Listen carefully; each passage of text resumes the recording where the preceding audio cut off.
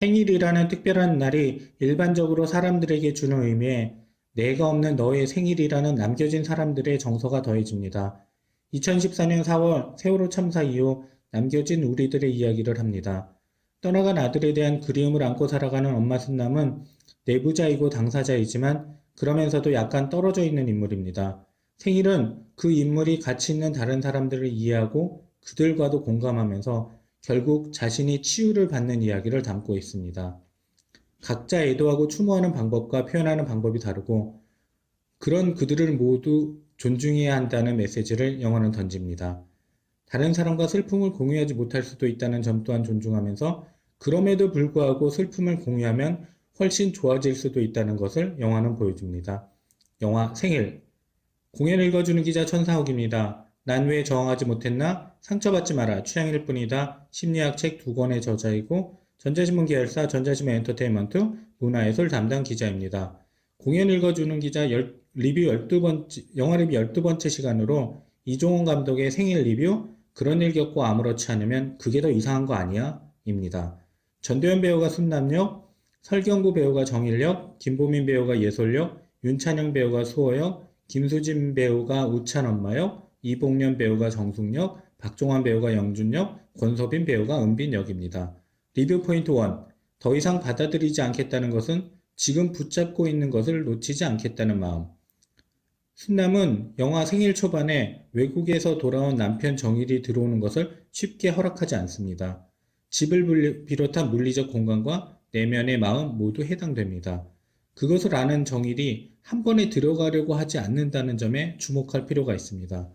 영화 초반에는 정일이 왜 외국에서 따로 살게 됐는지를 알려주지 않는데 떨어져 있는 시간 사이에 벌어진 참사에 그들의 간격이 많이 생겼다는 것을 알 수 있습니다. 순남은 정일뿐만 아니라 다른 사람에게도 마음의 문을 닫고 있죠. 심지어는 같은 아픔을 겪는 희생자 가족들에게도 마음을 열지 않습니다.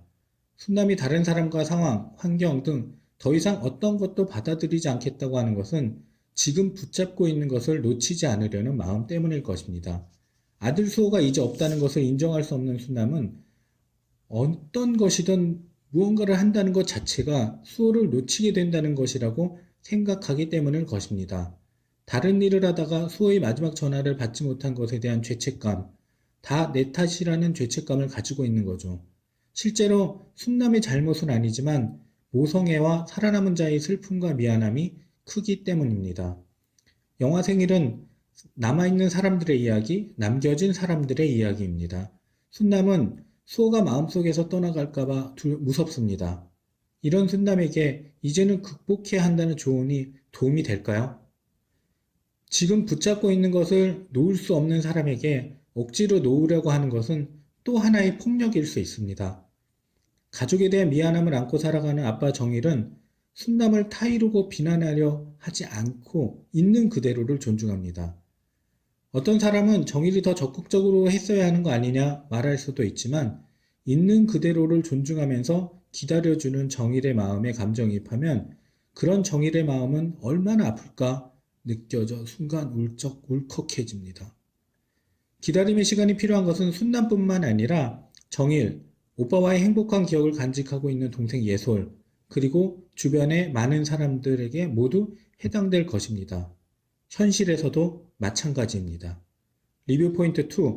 각자 애도하고 추모하는 방법과 표현하는 방법이 다르다. 모두를 존중해야 한다는 영화의 메시지. 생일은 수호를 기억하는 순남, 정일, 예솔 세 사람의 시선을 담고 있습니다. 수호의 가족들은 미안함에 머물지 않고 죄책감을 느끼죠. 실제로 죄를 지은 사람들은 죄책감을 느끼지 않고 뻔뻔하게 변명만 하는데 피해자의 가족이 죄책감을 느끼는 현실에 더욱 마음이 아픕니다. 같은 입장인데도 피해자 가족들에게 반감을 드러내는 순남은 다른 유가족들과 융화하지 못합니다. 아니, 융화하기를 거부한다고 보는 것이 더 설득력 있겠죠. 순남이 디테일한 속마음을 이해하지 못하는 다른 사람들이 보면 이상하다고 볼 수도 있는데 남편인 정일 또한 그렇게 보기도 했었습니다. 예솔은 아빠 정일에게 집 비밀번호를 알려주지 않으려고 손으로 가리고 비밀번호를 눌렀었죠. 갯벌 체험을 간 예솔은 장화도 신지 않으려고 하고 물에 들어가기가 두려워합니다. 오빠의 사고에 대한 트라우마일 수도 있고 오빠의 마음을 항상 생각하고 있기에 물에 들어가지 않으려고 했을 수도 있습니다. 맛있는 음식을 보면 바로 먹지 못하고 반을 남겨서 집에 가져가 수호에게 주겠다는 마음을 먼저 가지고 있으며 본인도 새 옷을 입고 싶은데 새 옷을 사달라고 할 수도 없고 하지도 못하는 그렇지만 어린아이입니다. 예솔은 어리광을 부려할 나이에 어른이 되어버린 어린아이. 아직 애인데 애답게 크지 못하는 어린아이죠. 어른들이 만든 세상과 상황 속에서 보호받고 살아야 될 나이인데 누군가를 보호해야 한다고 마음먹게 된 예솔을 보면 마음이 짠합니다. 리뷰 포인트 3. 다른 사람과 슬픔을 공유하지 못할 수도 있다. 그럼에도 불구하고 슬픔을 공유하면 훨씬 좋아질 수 있다는 것을 영화는 보여준다. 생일은 슬픔을 공유하지 못할 수도 있다는 것, 그래도 슬픔을 공유할 때 훨씬 좋아질 수 있다는 것을 보여줍니다. 수호의 생일 모임에 참석한 사람들은 나도 아픔을 겪고 있다는 것을 알려주고 그럼에도 불구하고 잘 견디고 있다는 것도 보여주죠. 친구들과 같이 하려고 했던 것, 친구들과 하고 싶었던 것을 하면서 지내는 은빈, 달려와 순남을 안아줬던 우찬 엄마가 흘리는 눈물에 관객도 같이 펑펑 울 수 있습니다. 세 대의 카메라로 30분의 롱테이크의 생일 장면에서 배우들의 감정을 담아내 관객이 감정의 단절과 점핑 없이 몰입하게 만들었다는 점도 주목됩니다. 그런 일 겪고 아무렇지 않으면 그게 더 이상한 거 아니야? 라고 정일에게 말하는 동생 정숙의 말은 필자에게도 큰 위로가 됐습니다. 무슨 말로 시작해야 할지 모르겠다는 영화 속 대사처럼 무슨 말로 리뷰를 써야 할지 막막했는데 정숙의 말에 느낀 그대로 리뷰를 쓸 수 있었습니다. 정숙을 통해 위로를 전한 감독님께 감사드립니다. 공연을 읽어주는 기자는 전자신문 엔터테인먼트 기사 사이트와 네이버 포스트, 전자신문 엔터테인먼트 채널을 통해 글로 보실 수도 있습니다. 지금까지 사연 읽어주는 라디오 고정 게스트 되고 싶은 천사옥이었습니다. 여러분이 행복하고 자유롭게 사시기를 응원합니다. 고맙습니다.